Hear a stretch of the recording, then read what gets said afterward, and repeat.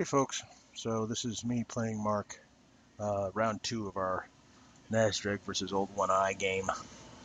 Um, I'm just taking my mulligan, and he played the Chaos Fanatics at Planet 4. Again, I'm playing with the Synapse unit, uh, the not the Venom Thrope, but the Zoetrope.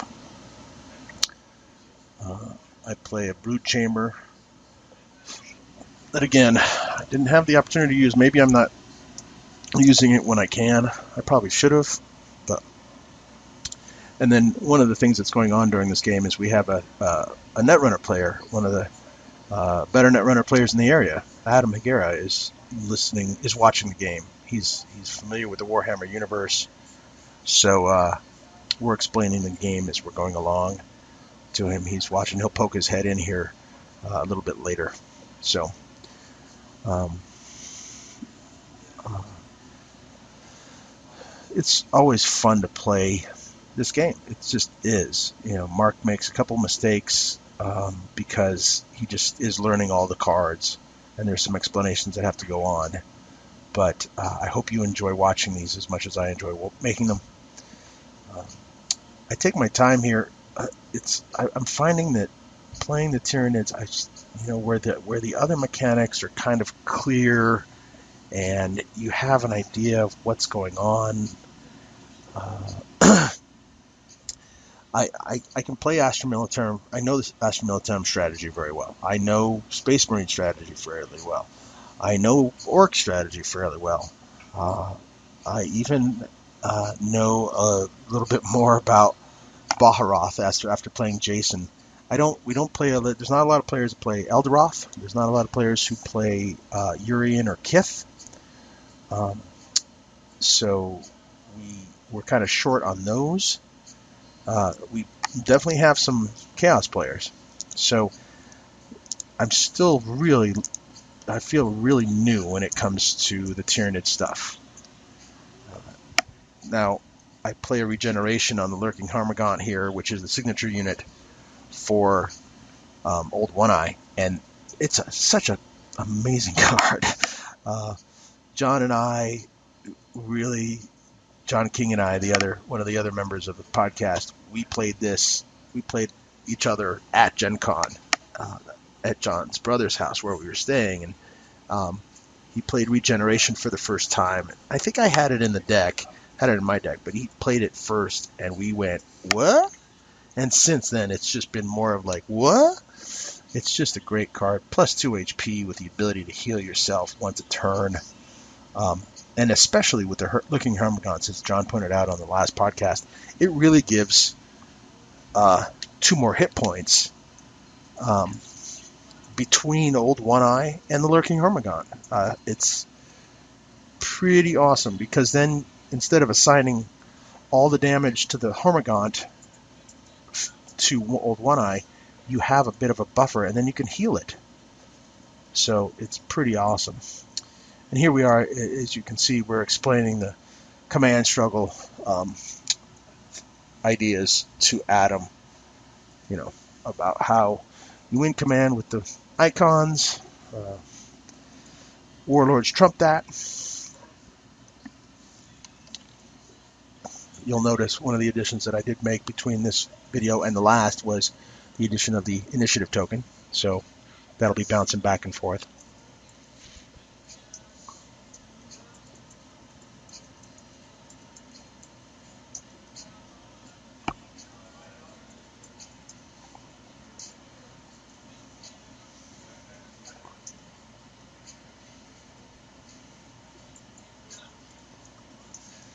He did put Nazdreg at 1. For whatever reason, the marker is there. The resource marker is there to indicate the end of the picture, but we still keep playing cards past it. So apologize for that. But that is Nazdreg over there, and that's the Tyranid Warrior without the attachment. The card that I have there is the Tyranid Warrior, which is the 2/4 with 2 command icons.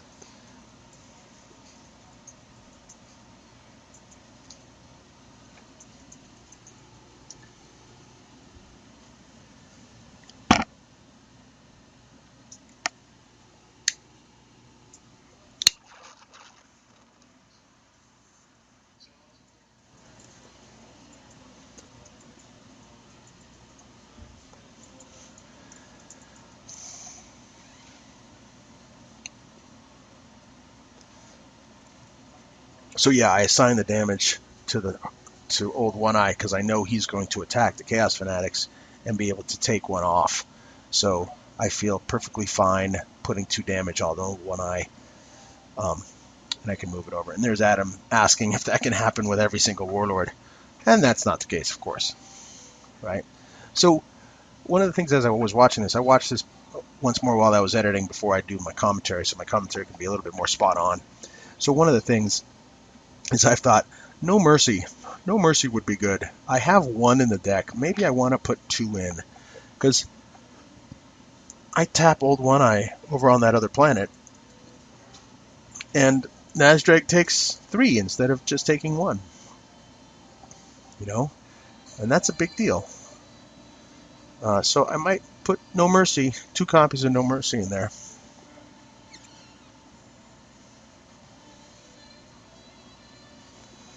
Just so I have it, and I don't feel like because usually when I'm the type of player, if I have 1 copy in the deck, I want to make sure and play that at the most opportune moment. If I have 2 copies, I feel a little bit more free, with good reason, to play the first, right? And I can hang on to the second should I draw it. I don't have to be so finicky about when I play the 1 card I have.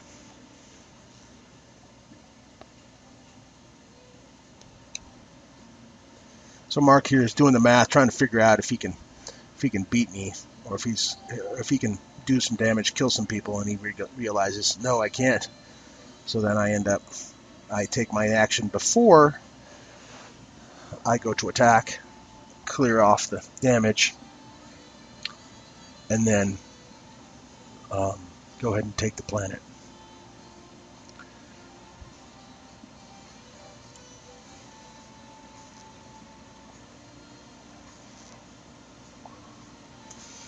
Mark is a fun guy to play because he knows the world very well. He channels the theme, and so I don't have any actions here. I end up just attacking, and he screams. And I wish, if the audio was better, if I had some kind of plan, if I had some knowledge about how to record sound, besides having lapel mics and so on and so forth, it would be really fun. Because he goes, "Oh, I screwed it up." So I attack here, and he says, "Oh, we just wanted to plan it for chaos. No!" And so you get to miss that, and that's part of the fun of the game, right? Playing with somebody across the table from you, and having those interactions, having that social interaction with folks. So on we go to the next planet. Zoanthrope doesn't do any damage because there's nobody to do damage to. Collection, HQ phase ends. And for those of you wondering, yes, if Old One Eye would have been tapped, exhausted, and readies during the end of HQ phase, he can take those 2 off, or take half of the damage off if he hasn't already. So that's something to remember, because HQ phase is actually the end of the round. It's not the beginning of the round.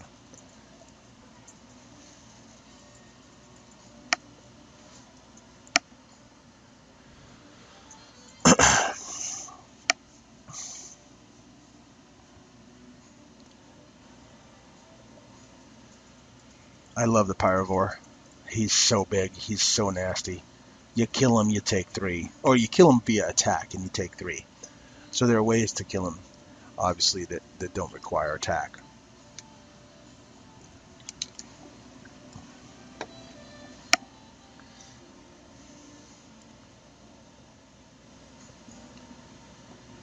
Oh, cards going bye-bye.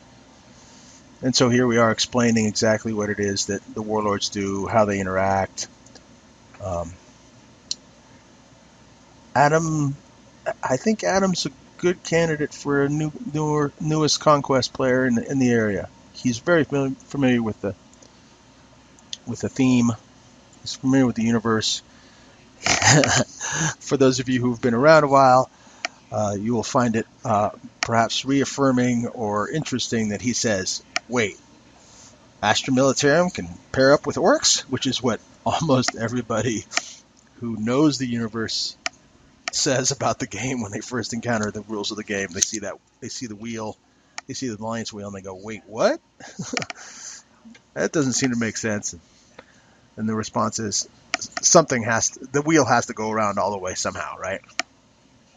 So Astra Militarum and Space Marines have to pair with someone, and Space Marines would never pair with Chaos, and so they wouldn't pair with Dark Eldar, Astra Militarum. So that side of the wheel is pretty much set, and I think you just have to pick one, and I think Orcs was the best for Astra Militarum to pair with, of course, besides Space Marines.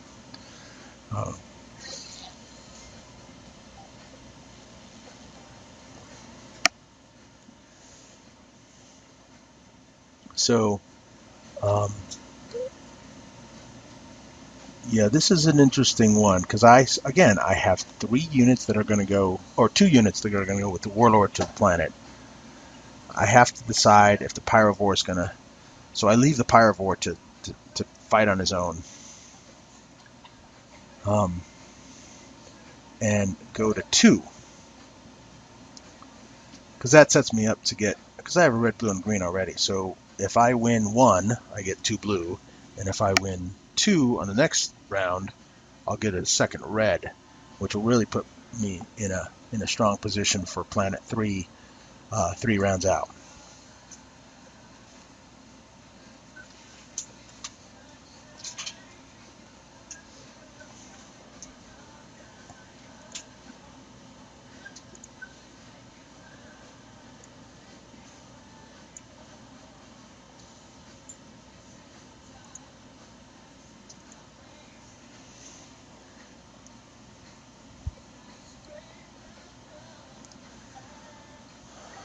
So I do remember to hit him for 1. He moves it over. Now, if you continue watching, you'll see that I don't correct him when he does the crack tooth fall damage movement, because I figure he's doing it for a strategic reason. He's not putting it on my units. What we come up in a few rounds from now, it turns out that he isn't aware that you can move it to another unit on the other side of the board, right? The same planet, but different, the opponent's units. So there's a little bit of discussion about that, but typically I didn't correct him because he was doing it to, I thought, brutalize his units and bring up that brutal attack.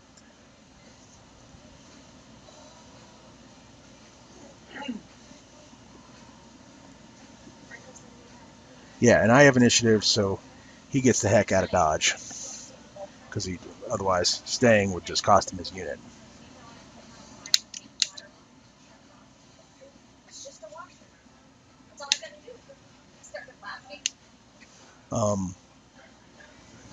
So I win that one.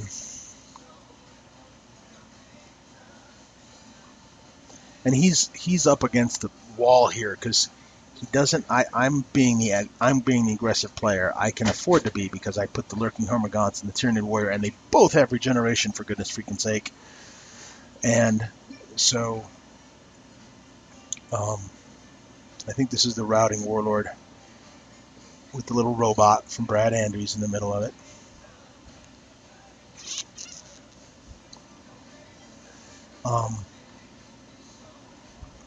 Yeah, I'm just deciding who I'm going to route, and I decide I'm going to route him. Oh, and it takes him back to his hand? I just noticed that. I watched this video twice, and I played the game, and I routed him, and he took him back to his hand. Oh, wow. Oh, wow. That sucks. Jeez, I completely missed that. Completely missed it.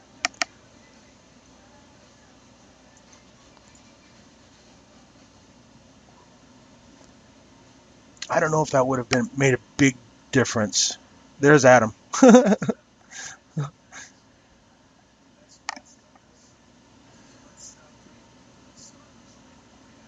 And I didn't even notice the enraged orc left the planet entirely, left existence.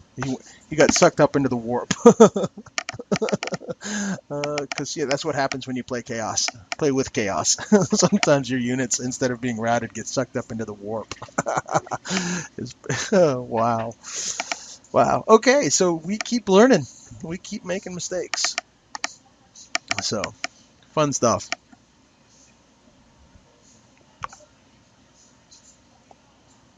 Sorry for the ticking. I'm using headphones for this, and for some reason the headphone, if I move too much, the headphones creak.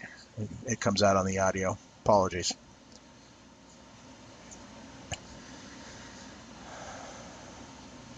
So then we go to the next one.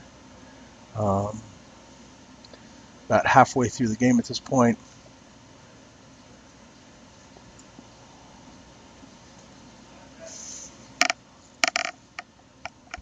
For those of you who can see, on that fourth planet there's Brad drew one of the towers from the Lord of the Ring, the Tower of Sauron. I think that's Karnath. So he put the Tower of Sauron up there, which I thought was pretty neat. And then he drew a hat on the beast in the picture on the planet 5.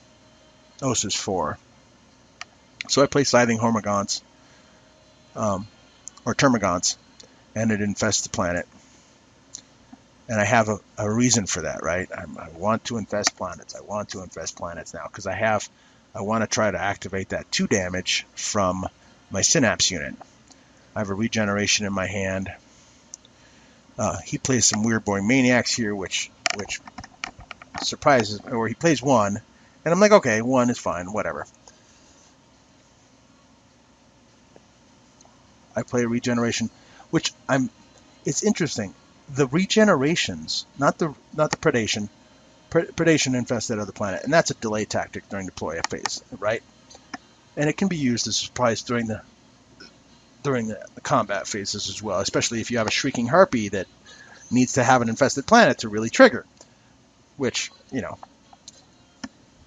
But then he plays, excuse me, a second Weird Boy Maniac, and then I use the regeneration action as a deploy stall tactic, because I was like, if he plays another Weird Boy, I'm done. So I do that, and I see that he plays Golf Boys, and I went, that was a wonderful delay, wonderful stalling tactic. So something that was a learning moment for me. It was a good, yeah. And typically you want to use that during combat, right? To sustain your guy during combat. But as a delay tactic, it really worked well. And so that's that's a tool that I'll put into my toolbox and use. I hope to be able to use later. So it really worked out well. Here I'm trying to decide. I have a Termagant Horde in my hand as well. And so I play the Hunter Gargoyle on 2 with the idea that if I need to, I can move him to the infested planet of 4 or 5. And so I play him there. He's a 2/1, so he can move over, and then just similar to a Wild Rider Squadron, he can move over once per phase as a combat action and attack. So I do that on a defensive level. I hate that he doesn't have any command icons, but he's a 1-cost unit, right, that can move somewhere. So understandable. I just playing those units without command icons, and I think these are the only ones in the deck. It's hard for me to do, but because I think I've just grown so used to playing it now. Of course, with Cortez and other warlords, that's a sacrifice you make, but you plan around that sacrifice. with promotions and such. And those are promotions are cards that I don't have in this deck. So then here I'm really wrestling with whether to play a Termagant Horde at 1, paying 3 to play the Termagant Horde at 1, or do I save my resources and play later? The Termagant Horde puts a token into play, right? So if I play it, I can really ensure that I get it. But I think because of the Lurking Hormagaunts' ability to put damage on one eye, I think that I decide not to. I said, okay, I think the Lurking Hormagaunts can survive.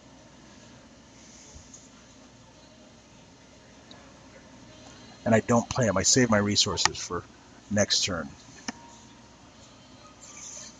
And it ends up paying off. So I think in this case I send the Synapse to 4.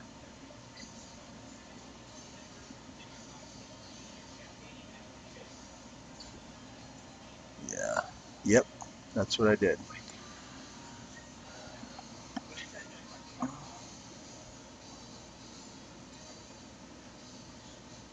So then here's 2. I have 3, so I win 1.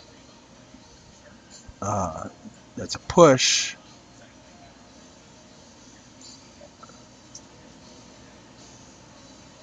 I win that one. Mark's having trouble remembering that an exhausted unit doesn't contribute command icons to the struggle. And then he wins that one because he has 2 and I have the 1 from my Synapse unit. I have 9 resources. I like where I am right now. At the beginning of combat, I remember I'm going to hit you for 2, and so there's that. That's why the predation was so important, because I hit him for 2. He has the cyber. He has the signature attachment, so he's a 6. He's a 6 hit point guy, and I get rid of him before combat even begins. I spit at him, spit fire, and he didn't have any shields. So that told me he didn't have any shields in his hand. So I was like, okay, that's good. That's good to know.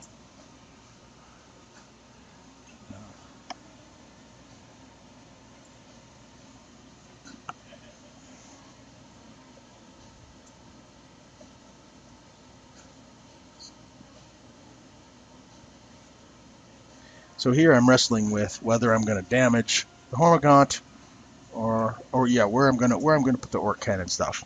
So I put it on my Tyranid Warrior, who has it was a 2/6.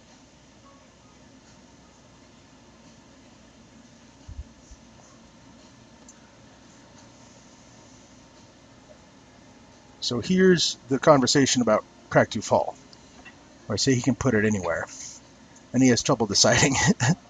He has trouble deciding. He wants to put it on his brutal. He wants to put it on that guy, but he doesn't become brutal. And he wants to take it off Weird Boy, so Weird Boy survives a little bit.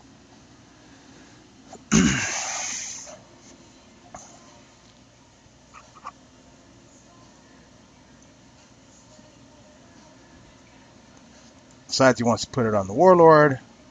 Decides, no, wait. What should I do? What should I do? What should I do? And this is the kind of decisions that you go back and forth with new players, right? You offer them the chance to, you talk strategy, you bring them up, you help them out.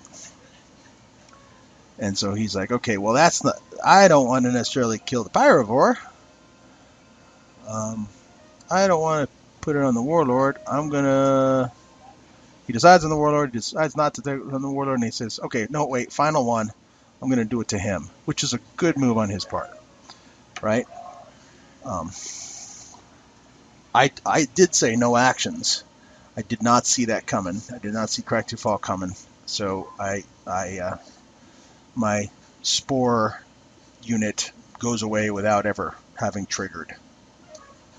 Now, he won some command struggles for me, of course, but he didn't trigger.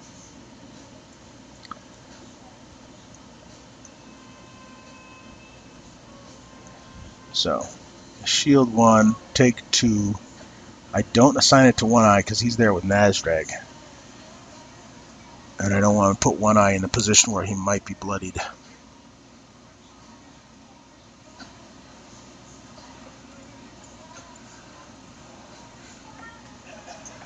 I hit the weird boy for 3, taking care of him.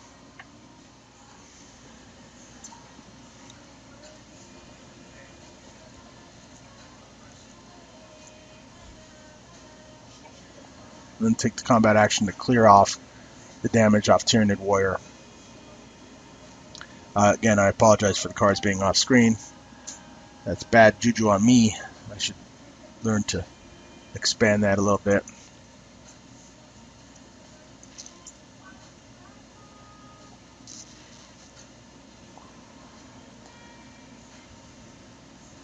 And then the warrior, I assigned 2 of it. 2, I did end up signing 2 to One Eye. The warrior killed the Goth boys. And then he's deciding whether he wants to stay or not. I think he decides, yeah, I think he decides to ping me.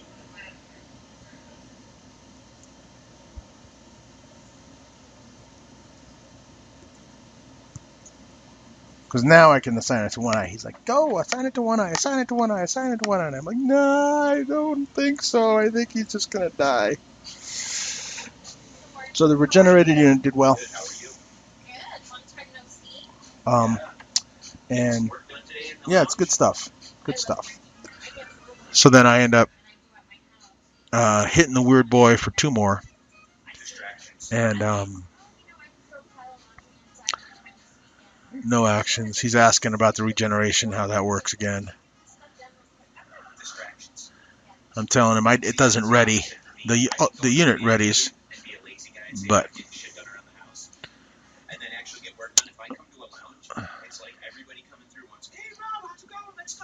like me interrupting you right now.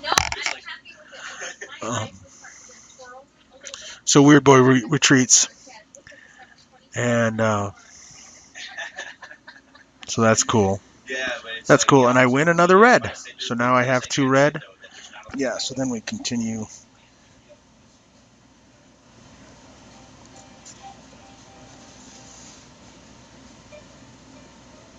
Nazdreg retreats. So we should be good. I do a damage to everybody at HQ, and Mark goes, oh no!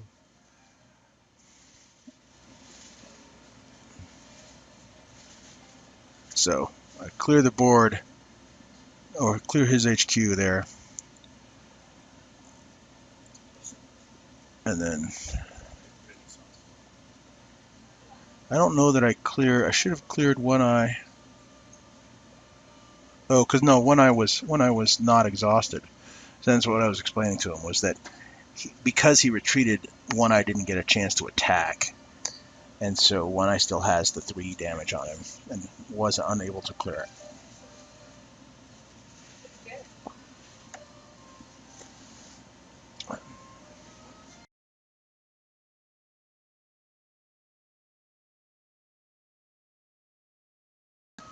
And so Zoanthrope should have come back to HQ, and I think I pull it back right here.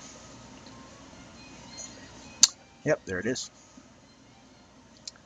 And so right here, this is the end, because Mark doesn't realize that Planet 1 is going to win me the game.